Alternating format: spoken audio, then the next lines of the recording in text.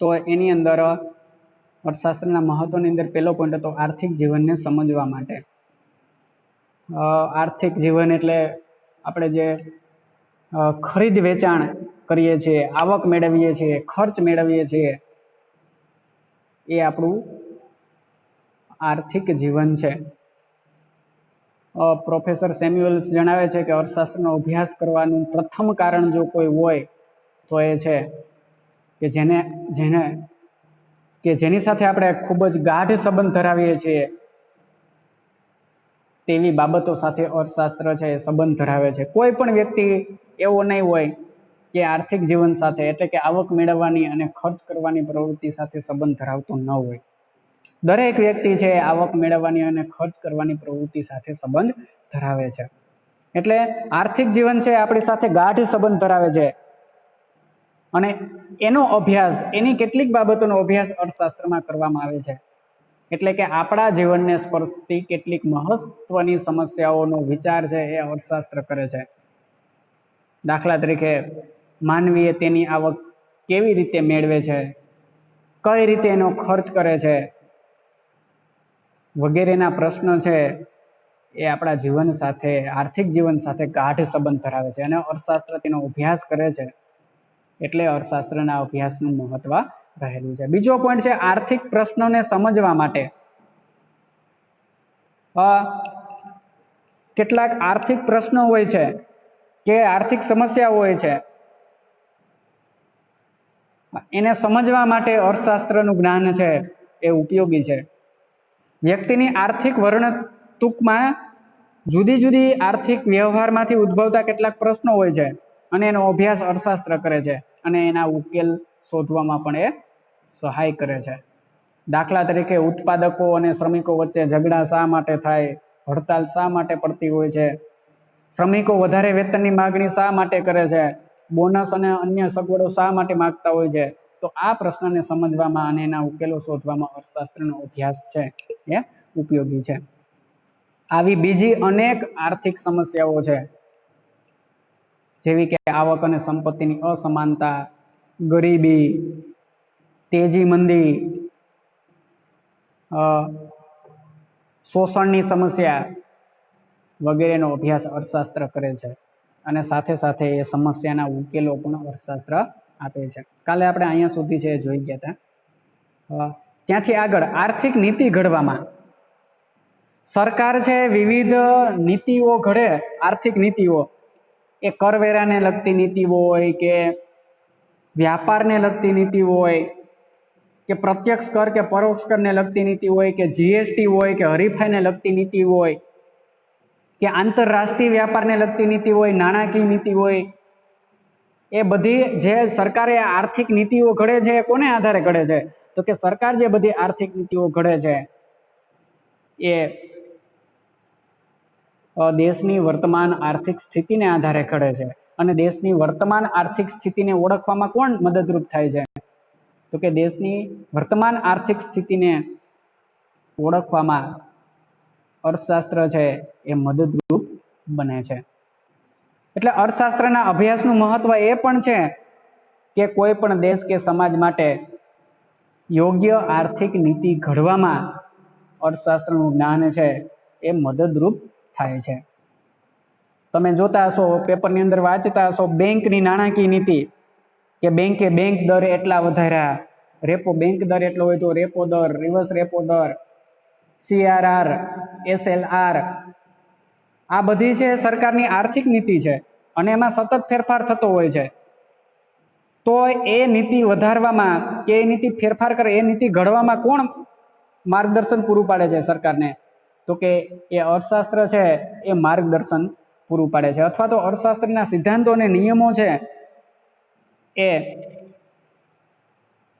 सरकार ने आर्थिक नीति घडवामां मार्गदर्शन पूरुं पाडे छे, मददरूप थाय छे। आर्थिक नीति घडवानुं काम कोण करे छे तो के आर्थिक नीति घडवानुं काम छे ए राजद्वारी पुरुषो करे छे। एटले के लोकसभा अने धारासभा द्वारा करवामां आवे छे, नेताओ द्वारा करवामां आवे छे। पण आ नीति घडवा माटे આર્થિક હકીકતો શું કરવી પડે છે? આર્થિક હકીકતો ભેગી કરવી પડે છે અને આર્થિક હકીકતો ભેગી કરી અને તેના સંદર્ભમાં યોગ્ય આર્થિક નીતિ ઘડવાની હોય છે અને એની સંભવિત અસરો પણ દર્શાવવાની હોય છે. તો આ આર્થિક હકીકતો ભેગી કરવામાં અને એની સંભવિત અસરો છે એ દર્શાવવામાં કોણ મદદ કરે છે? આ કાર્ય કોણ કરે છે? તો કે અર્થશાસ્ત્ર છે એ કરે છે. વર્તમાન સમયમાં ભાવ વધતા હોય તો ભાવ વધારેને કંટ્રોલમાં રાખવા માટે શું કરવું, કઈ નીતિ ઘડવી, એ સરકાર બતાવે છે. ફુગાવા જેવા પરિસ્થિતિ હોય વર્તમાન સમયમાં દેશમાં ફુગાવાની પરિસ્થિતિ હોય તો સરકારે એવી નાણાકીય નીતિ ઘડવી પડે કે જેથી નાણાંનો પુરવઠો છે એ અર્થતંત્રમાં ઘટે. એટલે સરકાર અથવા તો રિઝર્વ બેંક શું કરે છે? તો કે વ્યાજ દર, રેપો દર, રિવર્સ રેપો દર એ બધામાં શું કરી દે છે? એ બધામાં વધારો કરી દે છે, જેથી કરીને અર્થતંત્રમાં નાણાંનો પુરવઠો ઘટે અને ફુગાવાને કાબૂમાં લઈ શકાય. એવી જ રીતે મંદી હોય તો મંદીને કંટ્રોલમાં કરવી હોય તો શું કરવું પડે? તો કે નાણાંનો પુરવઠો તો વધારવો પડે. તો એવા સમયે સરકાર છે અથવા તો રિઝર્વ બેંક છે એ વ્યાજના દરોમાં ઘટાડો કરશે. બેંક દર છે,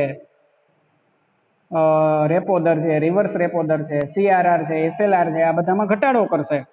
એટલે અર્થતંત્રમાં નાણાંના પુરવઠામાં વધારો થશે અને મંદી છે એને દૂર કરી શકાશે. તો આ બધું જ્ઞાન છે, આ આર્થિક નીતિ ઘડવાનું જ્ઞાન કોણ પૂરું પાડે છે? તો કે અર્થશાસ્ત્ર પૂરું પાડે છે. એટલે અર્થશાસ્ત્રનું મહત્વ છે. ઓકે, એ જ ઉદાહરણ અહીંયા આપેલું છે.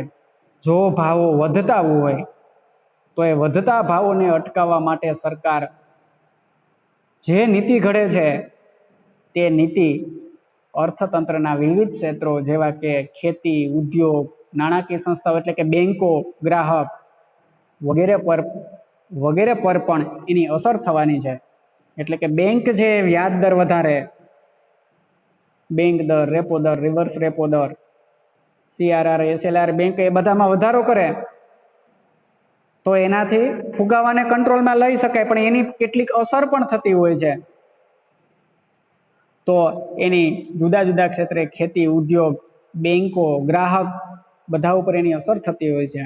અને આ અસર કેવી પડશે એ કોણ જણાવે છે? તો કે આ અસર કેવી પડશે એ અર્થશાસ્ત્રીઓ જણાવે છે. અને સરકાર ને અર્થશાસ્ત્રીઓ છે અથવા તો અર્થશાસ્ત્ર છે એ સરકારને યોગ્ય માર્ગદર્શન આપે છે. એટલે આમ સમાજ માટે ઉપયોગી આર્થિક નીતિ ઘડવામાં અર્થશાસ્ત્રનો અભ્યાસ છે એ મહત્વનો ફાળો આપે છે. ચોથો પણ છે અર્થશાસ્ત્રના મહત્વની અંદર આર્થિક જ્ઞાનમાં વધારો. અર્થશાસ્ત્ર કાઢી નાખો, અહીંયા એટલો શબ્દ રાખો, આર્થિક જ્ઞાનમાં વધારો. તો આપણે અર્થશાસ્ત્રનો અભ્યાસ કરીએ, એના સિદ્ધાંતો છે, વપરાશના સિદ્ધાંતો, હરીફાઈના સિદ્ધાંતો, ગ્રાહકને લગતા સિદ્ધાંતો, પેઢીને લગતા સિદ્ધાંતો, એ બધાના આપણે એ સિદ્ધાંતોનો અભ્યાસ કરીએ તો શું થાય? આપણા આર્થિક જ્ઞાનમાં વધારો થાય છે. અને આ આર્થિક જ્ઞાન છે આપણે એનો આપણા જીવનની અંદર વ્યવહારિક રીતે અમલ કરી શકીએ છીએ. એટલે અર્થશાસ્ત્રના અભ્યાસ વડે સમાજમાં પ્રવર્તતી ગરીબી, બેકારી, ભાવ વધારો, મંદી, તેજી વગેરે જેવી સમસ્યાઓ, આર્થિક અસમાનતા વગેરેનું આપણને પદ્ધતિસરનું જ્ઞાન મળે છે. એટલું જ નહીં પણ સરકારની કેટલીક નીતિઓનું જ્ઞાન મળે છે. GST શું છે, નાણાકીય નીતિ શું છે, આર્થિક વ્યાપાર નીતિ શું છે, સાથે સાથે બીજા કેટલાક સિદ્ધાંતો અને નિયમોનું પદ્ધતિસરનું જ્ઞાન મળે છે. એટલે આમ સામાજિક સમસ્યાઓ વિશેના આપણા જ્ઞાનમાં વધારો થાય છે. આમ અર્થશાસ્ત્રના અભ્યાસમાં જ્ઞાન પ્રાપ્તિના સાધનો તરીકે અર્થશાસ્ત્રનો અભ્યાસ છે એ મહત્વનો છે. એના પછીનું પાંચમું મહત્વ છે વૈજ્ઞાનિક અભિગમ વિકસાવવા માટે અથવા તો વૈજ્ઞાનિક દ્રષ્ટિકોણ વિકસાવવા માટે. સ્વરૂપની અંદર આપણે જોઈ કે અર્થશાસ્ત્ર એક વિજ્ઞાન છે. શું કામ આને વિજ્ઞાન છે?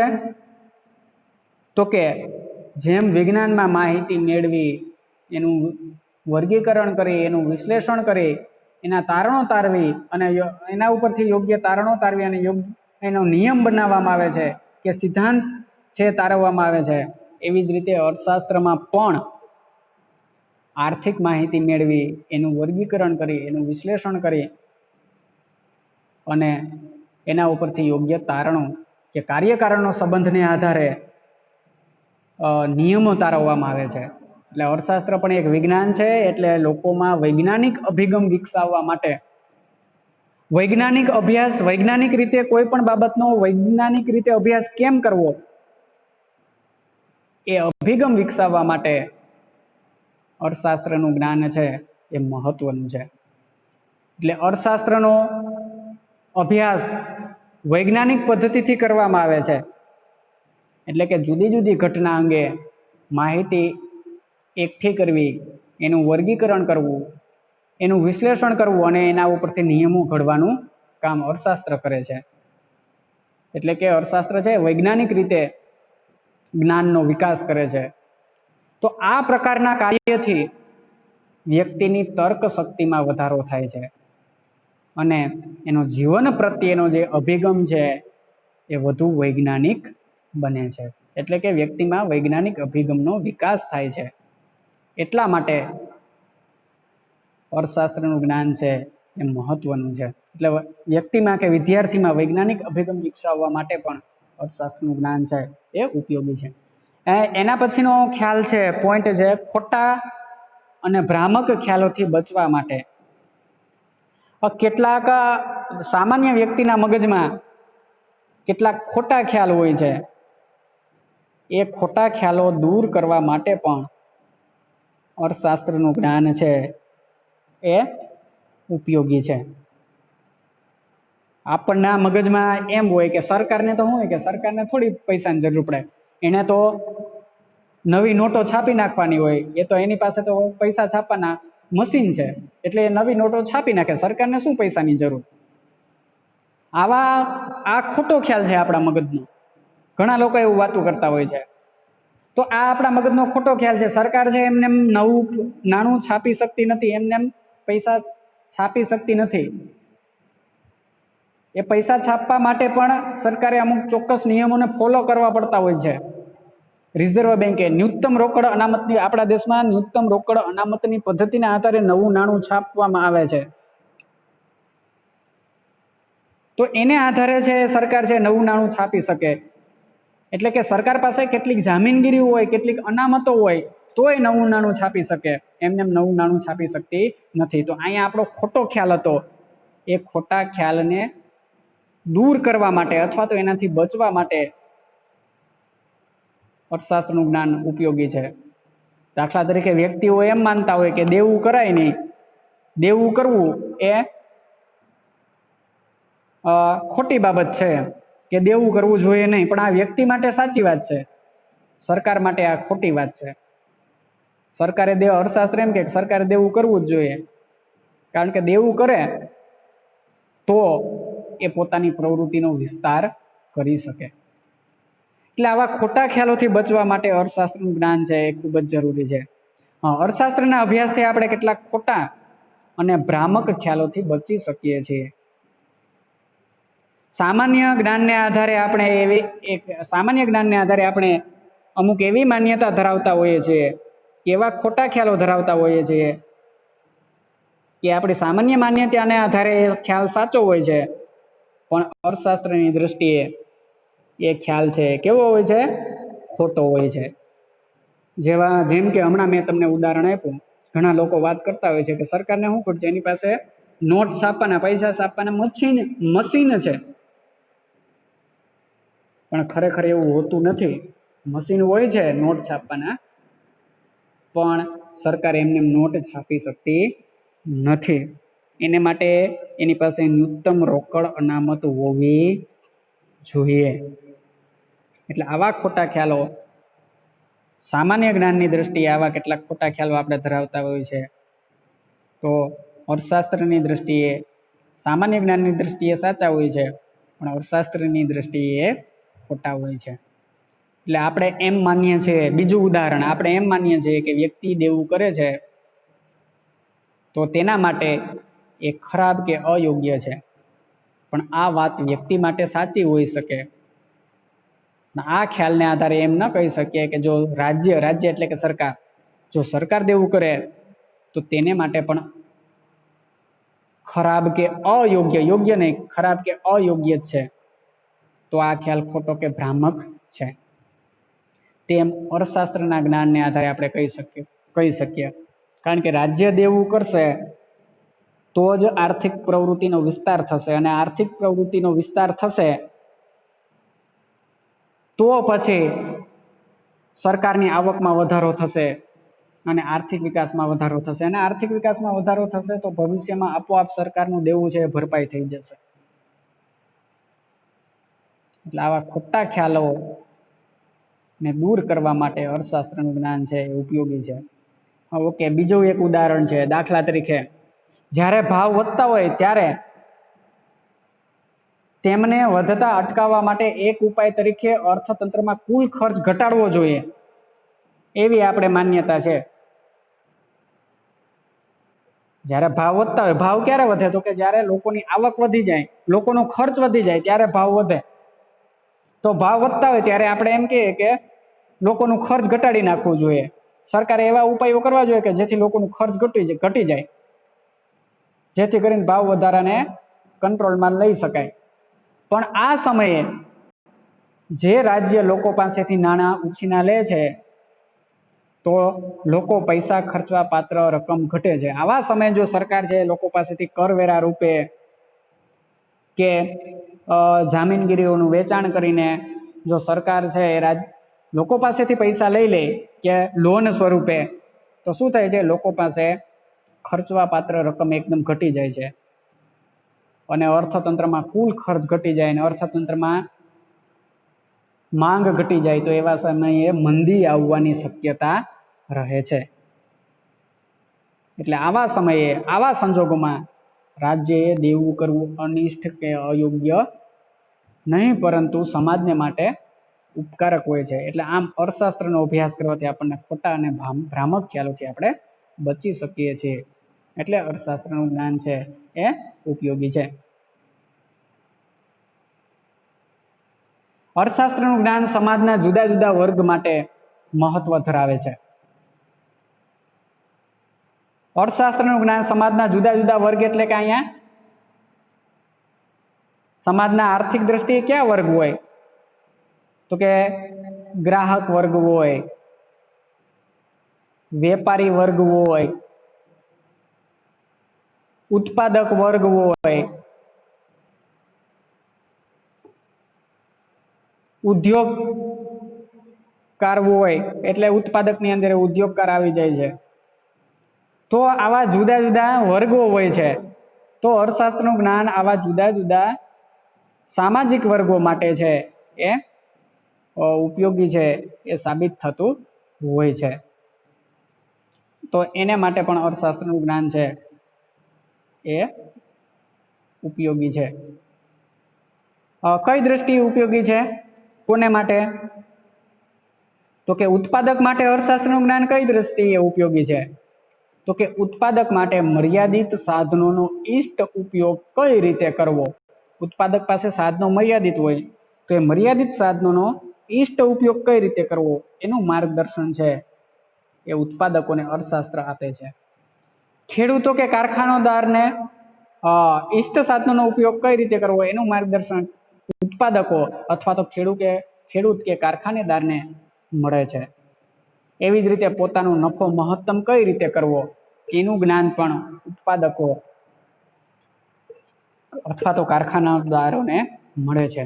એવી જ રીતે ગ્રાહક વર્ગની વાત કરીએ તો એવી જ રીતે ગ્રાહકને પણ પોતાની આવકનો ઉપયોગ કેવી રીતે કરવો કે જેથી મહત્તમ સંતોષ મળે એનું જ્ઞાન છે એ ગ્રાહકને અર્થશાસ્ત્ર આપે છે. ઉત્પાદકે સાધનોનો ઇષ્ટ ઉપયોગ, મહત્તમ ઉપયોગ કઈ રીતે કરવો, મહત્તમ નફો કઈ રીતે મેળવવો એનું જ્ઞાન ઉત્પાદકને અર્થશાસ્ત્ર આપે છે. ગ્રાહક તરીકે આવકનો ઉપયોગ કઈ રીતે કરવો કે જેથી ગ્રાહકને મહત્તમ સંતોષ મળે એનું માર્ગદર્શન અર્થશાસ્ત્ર આપે છે. ટૂંકમાં કહી શકાય કે અર્થશાસ્ત્રના અભ્યાસથી વ્યક્તિના આર્થિક વ્યવહારોની તથા જુદી જુદી વ્યક્તિની આર્થિક વ્યવહારોની જે સમસ્યાઓ છે એને સમજી શકાય છે અને આ સમસ્યાઓને હલ કરી શકાય છે અને આ સમસ્યાઓને કેવી રીતે હલ કરવા માટેની આર્થિક નીતિ ઘડવી એનું માર્ગદર્શન છે એ અર્થશાસ્ત્ર આપે છે. એવી જ રીતે સરકારની આર્થિક નીતિ છે તો સરકારની આર્થિક નીતિ બધા વર્ગ માટે જુદી જુદી હોય છે. ઉત્પાદક માટે જુદી હોય છે, ગ્રાહક માટે જુદી જુદી હોય છે. એવી જ રીતે મોટા ઉદ્યોગ માટે, નાના ઉદ્યોગ માટે, મધ્યમ ઉદ્યોગ માટે, બધા માટે સરકારની નીતિ છે જુદી જુદી હોય છે. તો એ સરકારની નીતિ છે એ બધાને અસર કરતી હોય છે. ઉદ્યોગકારો, ઉત્પાદકો, ગ્રાહકો બધાને અસર કરતી હોય છે અને આ નીતિ કેટલી અસર કરે એ સમજવા માટે થઈ, એ જાણવા માટે થઈ અને અર્થશાસ્ત્રનું જ્ઞાન છે એ મહત્વનું સાબિત થાય છે. એટલે અર્થશાસ્ત્રના અભ્યાસ પરથી વ્યક્તિની તર્ક શક્તિ વધે છે અને એના આધારે ઓકે આ પહેલાનો ખ્યાલ, આ પહેલો પોઈન્ટ આવી ગયેલો છે. એટલે આ રીતે અર્થશાસ્ત્રના અભ્યાસ પરથી સમાજના જુદા જુદા વર્ગોને અર્થશાસ્ત્રનું જ્ઞાન છે એ મહત્વ ધરાવે છે પોતાની પ્રવૃત્તિને ઇષ્ટતમ કરવા માટે. ઓકે, એટલે અહીંયા આપણે છે એ એના પછીનો પોઈન્ટ છે આર્થિક વિશ્લેષણની પદ્ધતિઓ. હવે આર્થિક વિશ્લેષણની મુખ્ય બે પદ્ધતિઓ છે. એક સ્થિર અને ગતિશીલ આર્થિક વિશ્લેષણ, એવી બે પદ્ધતિઓ છે. તો જોઈએ આપણે એને. આર્થિક પરિબળોમાં થતા ફેરફારને આધારે અર્થશાસ્ત્રમાં બે પ્રકારના વિશ્લેષણનો ઉપયોગ કરવામાં આવે છે. એક સ્થિર વિશ્લેષણ અને બીજું ગતિશીલ વિશ્લેષણ. અર્થશાસ્ત્રમાં આર્થિક પરિબળોનો અભ્યાસ કરવામાં આવે છે. આર્થિક પરિબળો એટલે કયા કયા પરિબળો?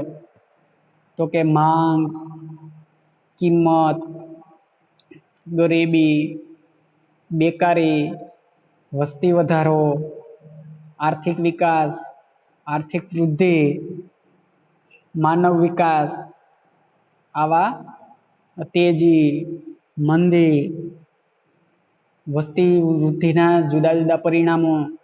તો આવા આર્થિક પરિબળોમાં થતા ફેરફારનો અર્થશાસ્ત્રની અંદર અભ્યાસ કરવામાં આવે છે અને એને આધારે બે પ્રકારની વિશ્લેષણ પદ્ધતિનો એમાં ઉપયોગ કરવામાં આવે છે. એનો અભ્યાસ કરવા માટે, એ આર્થિક પરિસ્થિતિનો અભ્યાસ કરવા માટે થઈ અને બે પ્રકારની વિશ્લેષણ પદ્ધતિનો ઉપયોગ કરવામાં આવે છે.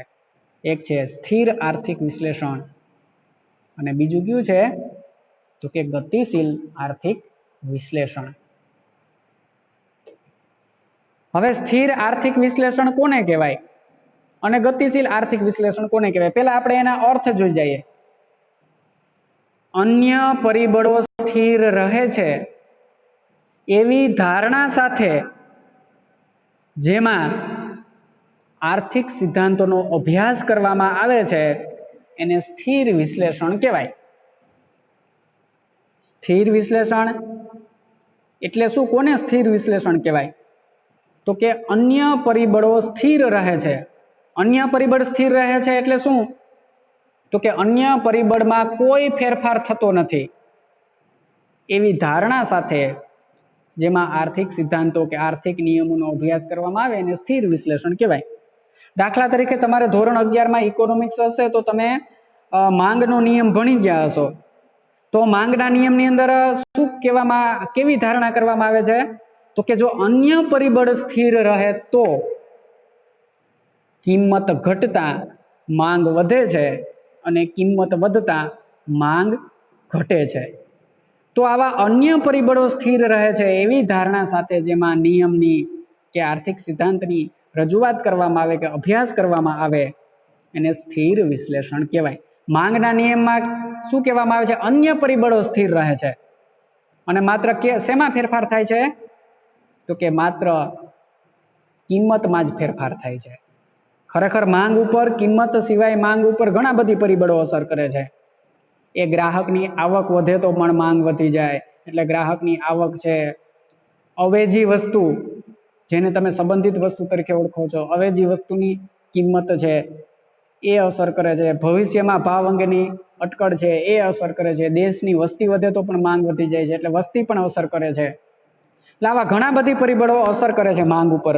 પણ આપણે શું કહીએ છીએ, માંગનો નિયમ આપતી વખતે અન્ય પરિબળ સ્થિર રહે તો, અન્ય પરિબળ સ્થિર રહે એટલે કેવી ધારણા આપણે કરીએ છીએ, એટલે કે ગ્રાહકની આવકમાં કોઈ ફેરફાર થતો નથી, અવેજી વસ્તુની કિંમતમાં કોઈ ફેરફાર થતો નથી, ભવિષ્યના ભાવ અંગેની અટકળ કરવામાં આવતી નથી, વસ્તીમાં કોઈ ફેરફાર થતો નથી, એને અન્ય પરિબળ સ્થિર છે એમ કહી શકાય। તો એ માંગના નિયમનું જે વિશ્લેષણ છે એ સ્થિર વિશ્લેષણ છે। એટલે જેમાં અન્ય પરિબળો સ્થિર રહે છે એવી ધારણા સાથે જેમાં આર્થિક સિદ્ધાંતો કે આર્થિક નિયમોની રજૂઆત કરવામાં આવે કે અભ્યાસ કરવામાં આવે તેને સ્થિર વિશ્લેષણ કહેવાય। તો ગતિશીલ વિશ્લેષણ કોને કહેવાય, એટલે આ છે સ્થિર વિશ્લેષણનો અર્થ છે। આ સ્થિર વિશ્લેષણ પદ્ધતિ કોને કહેવાય એનો અર્થ છે, યાદ રાખજો। સ્થિર વિશ્લેષણ પદ્ધતિ એટલે શું, તો કે જેમાં અન્ય પરિબળો સ્થિર રહે છે એવી ધારણા સાથે જેમાં આર્થિક સિદ્ધાંતો કે આર્થિક નિયમોનો અભ્યાસ કરવામાં આવે છે તેને સ્થિર વિશ્લેષણ કહેવાય। તો ગતિશીલ વિશ્લેષણ કોને કહેવાય, તો આનાથી ઉલટું ગતિશીલ વિશ્લેષણ કે જ્યારે અન્ય પરિબળોમાં ફેરફાર થાય છે અથવા તો અન્ય પરિબળો સ્થિર નથી કે અન્ય પરિબળો પરિવર્તનશીલ છે એવી ધારણા કરીને, એમ ધારીને આર્થિક સિદ્ધાંતો કે આર્થિક નિયમોનો અભ્યાસ કરવામાં આવે કે રજૂઆત કરવામાં આવે ત્યારે તેને ગતિશીલ આર્થિક વિશ્લેષણ કહેવામાં આવે છે। દાખલા તરીકે માંગનો વધારો ઘટાડો છે એ ગતિશીલ વિશ્લેષણ છે, કારણ કે એમાં બધા જ પરિબળોમાં ફેરફાર થાય છે એમ ધારી અને માંગના વધારા ઘટાડાનો અભ્યાસ કરવામાં આવે છે। તમે ધોરણ 11માં ભણી ગયા માંગનું સંકોચન અને વિસ્તરણ અને માંગનો વધારો ઘટાડો। માંગના સંકોચન અને વિસ્તરણમાં માત્ર શેનો અભ્યાસ કરવામાં આવે છે, તો કે કિંમતમાં વધારો થતા માંગનું સંકોચન થાય છે અને કિંમતમાં ઘટાડો થતા માંગનું વિસ્તરણ થાય છે। માત્ર અન્ય પરિબળને સ્થિર ધારીને માત્ર કિંમતને ધ્યાનમાં લેવામાં આવે છે, જ્યારે માંગના વધારા ઘટાડામાં બધા જ પરિબળોમાં ફેરફાર થાય ને એને આધારે માંગમાં વધારો થાય તો એને માંગનો વધારો કહેવાય, અને બધા જ પરિબળમાં ફેરફાર થાય અને માંગમાં ઘટાડો થાય તો એને માંગનો ઘટાડો કહેવાય। એટલે માંગનો વધારો ઘટાડો છે એ કેવું વિશ્લેષણ છે, ગતિશીલ વિશ્લેષણ છે। શું કામ આને, તો કે એમાં અન્ય પરિબળોમાં ફેરફાર થાય છે એવી ધારણા કરી અને એની રજૂઆત કરવામાં આવેલી છે। એટલે જ્યારે અન્ય પરિબળો પરિવર્તનશીલ છે એમ ધારી અને આર્થિક સિદ્ધાંત કે નિયમનો અભ્યાસ કરવામાં આવે કે રજૂઆત કરવામાં આવે એને ગતિશીલ વિશ્લેષણ કહેવામાં આવે છે। આપણે અહીંયા બંનેના અર્થ જોઈ ગયા, સ્થિર વિશ્લેષણ કોને કહેવાય, ગતિશીલ વિશ્લેષણ કોને કહેવાય। હવે એની સમજૂતી જોવાની છે। અહીંયા મેં બંને અલગ અલગ રીતે દર્શાવ્યા, પણ ખરેખર તો આપણે મુદ્દો જ પેલો બાંધી દેવાનો કે સ્થિર વિશ્લેષણ પદ્ધતિ। તો સ્થિર વિશ્લેષણ પદ્ધતિ એવો પોઈન્ટ બાંધી અને પછી આપણે એનો અર્થ સીધો લખી નાખવાનો રહે, જે આગળ આપણે ઉપર દર્શાવ્યો કે અન્ય પરિબળો સ્થિર રહે છે એવી ધારણા સાથે જેમાં આર્થિક સિદ્ધાંતો કે આર્થિક નિયમોની રજૂઆત કરવામાં આવે તો એને સ્થિર વિશ્લેષણ પદ્ધતિ કહેવાય। અને પછી ત્યાર પછીની સમજૂતી આગળ આપણે એની સમજૂતી જોઈએ તો સ્થિર વિશ્લેષણ પદ્ધતિમાં કોને ધ્યાનમાં લેવામાં આવતું નથી, તો કે સ્થિર વિશ્લેષણ પદ્ધતિમાં સમયના તત્વને ધ્યાનમાં લેવામાં આવતું નથી। એટલે કે સમયના તત્વને ધ્યાનમાં નથી લેવામાં આવતું એનો અર્થ શું, તો કે સમયની સાથે આર્થિક પરિબળોમાં જે ફેરફાર થાય છે એ ફેરફારને ધ્યાનમાં લેવામાં આવતો નથી, એને આપણે કહી શકીએ કે સમયના તત્વને ધ્યાનમાં લીધું નથી। દાખલા તરીકે માંગના નિયમની અંદર કિંમત ઉપરાંત કિંમતમાં ફેરફાર થાય તેને જ ધ્યાનમાં લેવામાં આવે સમયની સાથે, પણ કિંમત ઉપરાંત બીજા પરિબળો છે, ગ્રાહકની આવક, ભવિષ્યના ભાવ અંગેની અટકળ, અવેજી વસ્તુની કિંમત, વસ્તી વધારો, આવકની વહેંચણી, પૂરક વસ્તુ અને પૂરક વસ્તુના ભાવ, તો સમયની સાથે આ બધા બીજા પરિબળમાં ફેરફાર થાય છે, એ ફેરફારને ધ્યાનમાં લેવામાં આવતો નથી. એટલે કે સમયની સાથે આર્થિક પરિબળમાં જે ફેરફાર થાય એને ધ્યાનમાં લેવામાં આવતો નથી. એટલે કે અહીંયા સમયના તત્વને ધ્યાનમાં લેવામાં આવતું નથી. એટલે સ્થિર આર્થિક વિશ્લેષણની પદ્ધતિમાં સમયના તત્વને ધ્યાનમાં લેવામાં આવતું નથી. એટલે કે કોના ઉપર આધારિત છે? એ સ્થિરતાના ખ્યાલ પર આધારિત છે. એટલે કે એમાં અન્ય પરિબળને, આગળ આપણે અર્થ જોયો એમાં અન્ય પરિબળને સ્થિર ધારી લેવામાં આવે છે. અને ખાસ તો આપણું જે એકમલક્ષી, આના પછી આપણે ભણવાનું છે બે પદ્ધતિ બીજી ભણવાની છે, એકમલક્ષી અર્થશાસ્ત્ર અને સમગ્રલક્ષી અર્થશાસ્ત્ર. તો એકમલક્ષી અર્થશાસ્ત્ર છે કોના ઉપર આધારિત છે? તો કે એકમલક્ષી અર્થશાસ્ત્ર છે એ મોટે ભાગે સ્થિર વિશ્લેષણ પદ્ધતિ પર આધારિત છે. એટલે એકમલક્ષી અર્થશાસ્ત્ર છે એમાં સ્થિર વિશ્લેષણનો વધુ ઉપયોગ કરવામાં આવે છે. એવું નથી કે એકમલક્ષી અર્થશાસ્ત્રના જેટલા સિદ્ધાંતો છે બધામાં સ્થિર વિશ્લેષણ પદ્ધતિનો જ ઉપયોગ કરવામાં આવે છે, પરંતુ એકમલક્ષી અર્થશાસ્ત્ર છે એમાં મોટે ભાગે સ્થિર વિશ્લેષણ પદ્ધતિનો વધારે ઉપયોગ કરવામાં આવે છે. અને એકમલક્ષી અર્થશાસ્ત્રના સિદ્ધાંતમાં અન્ય પરિબળો યથાવત રહે છે, અથવા તો એમાં સમતુલાની ધારણા છે, અથવા તો અન્ય પરિબળમાં કોઈ ફેરફાર થતો નથી એવી ધારણા છે એ કરવામાં આવે છે. એટલે અહીંયા આપણે જોઈએ એકમલક્ષી અર્થશાસ્ત્રના કેટલુંક અભ્યાસ ક્ષેત્ર જોઈએ તો ગ્રાહકનું વર્તન, પેઢીનું વર્તન વગેરે કોના પર આધારિત છે? તો કે સ્થિર વિશ્લેષણ પર આધારિત છે. ગ્રાહકના વર્તનનો કોઈ પણ સિદ્ધાંત હોય એમાં કેટલીક ધારણાઓ કરવામાં આવે છે, અને ધારણામાં મોટે ભાગે કેવી ધારણા હોય છે? તો કે સમયની સાથે અન્ય પરિબળમાં કોઈ ફેરફાર થતો નથી, અન્ય પરિબળો સ્થિર રહે છે, એવી ધારણા કરવામાં આવતી હોય છે. એવી જ રીતે ગ્રાહકનું વર્તન, પેઢીનું વર્તન વગેરે સ્થિર વિશ્લેષણ પર આધારિત છે. એટલે સમગ્ર એવું નથી કે એકમલક્ષી અર્થશાસ્ત્રમાં જ સ્થિર વિશ્લેષણનો ઉપયોગ કરવામાં આવે છે. સમગ્રલક્ષી અર્થશાસ્ત્રમાં પણ સ્થિર વિશ્લેષણનો અમુક અંશે ઉપયોગ કરવામાં આવે છે. જેમ કે પૂર્ણ રોજગારીનો સિદ્ધાંત છે, મુક્ત વ્યાપાર છે, મુક્ત અર્થકારણ છે, આવક, ખર્ચ, બચત અને નાણાંના સિદ્ધાંતો છે, આંતરરાષ્ટ્રીય વ્યાપાર છે વગેરેમાં સ્થિર વિશ્લેષણ પદ્ધતિનો ઉપયોગ કરવામાં આવે છે. સ્થિર વિશ્લેષણની પદ્ધતિ કેવી હોય છે? તો એ અહીંયા દર્શાવેલું છે. તો સ્થિર વિશ્લેષણની પદ્ધતિ કેવી હોય? તો કે સ્થિર વિશ્લેષણની પદ્ધતિ એવી હોય છે કે જેમાં અન્ય પરિબળો સ્થિર રહે છે એવી ધારણા કરવામાં આવે, જેનો અર્થ આપણે આગળ જ જોઈ ગયા કે જેમાં અન્ય પરિબળો સ્થિર રહે છે એવી ધારણા સાથે અર્થશાસ્ત્રના સિદ્ધાંતો કે નિયમોની રજૂઆત કરવામાં આવે એને સ્થિર વિશ્લેષણ કહેવાય. એટલે સ્થિર વિશ્લેષણની પદ્ધતિમાં શું કરવામાં આવે છે? ધારણા, અન્ય પરિબળો સ્થિર રહે છે એવી ધારણા કરવામાં આવે છે. એટલે આ પદ્ધતિ જે સ્થિર અર્થકારણની ધારણા પર આધારિત છે. એટલે કે અર્થકારણમાં કે અર્થતંત્રમાં કોઈ ફેરફાર થતા નથી સમયની સાથે એવી ધારણા પર આધારિત છે. આથી આ વિશ્લેષણ કોઈ એક ચોક્કસ સમયના આર્થિક પરિબળો વચ્ચેનો આંતર સંબંધ છે એ રજૂ કરે છે.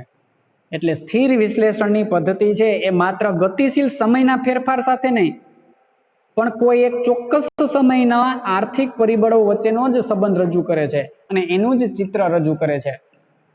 એમાં ફેરફાર થતો હોય સમયની સાથે એનું ચિત્ર રજૂ કરતી નથી, પણ એક ચોક્કસ સમયને ધ્યાનમાં રાખી અને આર્થિક પરિબળો વચ્ચેના સંબંધનો અભ્યાસ સ્થિર વિશ્લેષણ પદ્ધતિ કરે છે. કારણ કે એમાં સમયના તત્વને કે સમયની ગતિશીલતાને એમાં ધ્યાનમાં લેવામાં આવતી નથી. જોકે આપણે ક્યારના શબ્દ પ્રયોગ કરીએ છીએ સ્થિર વિશ્લેષણ પદ્ધતિ, સ્થિર વિશ્લેષણ પદ્ધતિ, પણ અહીંયા સ્થિર વિશ્લેષણ પદ્ધતિ એ સ્થિર છે એટલે એનો અર્થ એવો નથી કે એ નિષ્ક્રિય છે, એ જડ છે, એ ચુસ્ત છે કે દિશાવિહીન છે, એવો એનો અર્થ નથી. अस्थिरतामां पण शुं होय छे तो के स्थिरतामां पण गतिशीलता समायेली होय छे।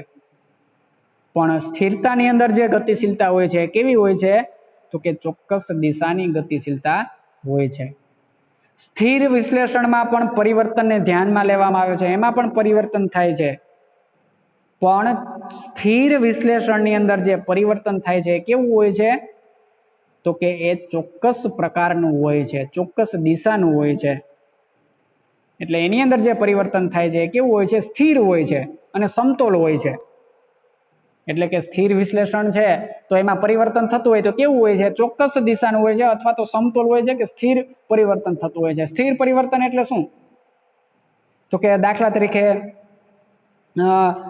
आ रीते भाव वधता होय 2, 4, 6, 8, 10 आ रीते भाव वधता होय तो आ केवुं विश्लेषण छे, आ स्थिर विश्लेषण छे। शुं काम आने तो के एमां चोक्कस वधारो थाय छे, आडेधड़ वधारो थतो नथी पण चोक्कस वधारो स्थिर रीते वधारो थाय छे के अहींया 2 नो वधारो थयो पछी अहींया 2 नो वधारो थयो एटले 2 मांथी 4 थया, फरी पाछो 2 नो वधारो थयो एटले 6 थया, फरी पाछो 2 नो वधारो थयो एटले 8 थया, फरी पाछो 2 नो वधारो थयो एटले 10 थया।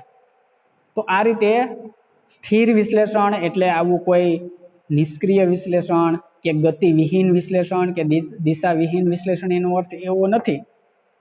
स्थिर विश्लेषणमां पण शुं होय छे, आ रीतनी स्थिर विश्लेषणमां पण गति समायेली होय छे, पण ए गति केवी होय छे ए चोक्कस दिशानी गति होय छे, चोक्कस दिशानुं परिवर्तन होय छे अने समतोल अने स्थिर रीते परिवर्तन छे ए थतुं होय छे। हवे स्थिर विश्लेषणनी अंदर पण एक प्रकार पड़े छे तुलनात्मक स्थिर विश्लेषण। केवो प्रकार पड़े छे स्थिर विश्लेषणनो ज एक प्रकार तुलनात्मक स्थिर विश्लेषण। तुलनात्मक एटले सरखामणी करी शकाय एवुं।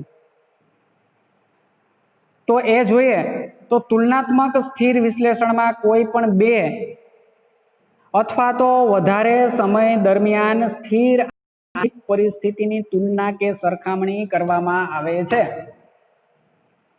एकवार फरीथी तुलनात्मक स्थिर विश्लेषण कोने कहेवाय तो के तुलनात्मक स्थिर विश्लेषणमां शुं करवामां आवे छे जोजो तुलनात्मक एटले तुलना एटले सरखामणी कम्पेरिजन એટલે तुलनात्मक स्थिर विश्लेषण एटले शुं तो के तुलनात्मक स्थिर विश्लेषणमां पण तुलनात्मक स्थिर विश्लेषणमां शुं करवामां आवे छे तो के कोई पण 2 अथवा तो 2 थी वधारे समय दरमियाननी जे स्थिर परिस्थिति छे, स्थिर आर्थिक परिस्थिति छे एनी शुं करवामां आवे छे एनी तुलना के एनी सरखामणी छे ए करवामां आवे छे। स्थिर विश्लेषणमां समयना तत्वने ध्यानमां लेवामां आवतुं नथी, पण तुलनात्मक स्थिर विश्लेषणमां समयना तत्वने ध्यानमां लेवामां आवे छे।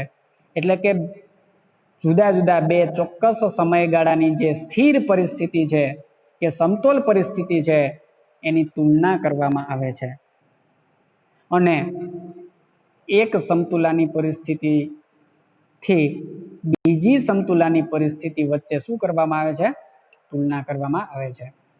एटले एनी अंदर परिस्थिति केवी होय तुलनात्मक स्थिर विश्लेषणनी अंदर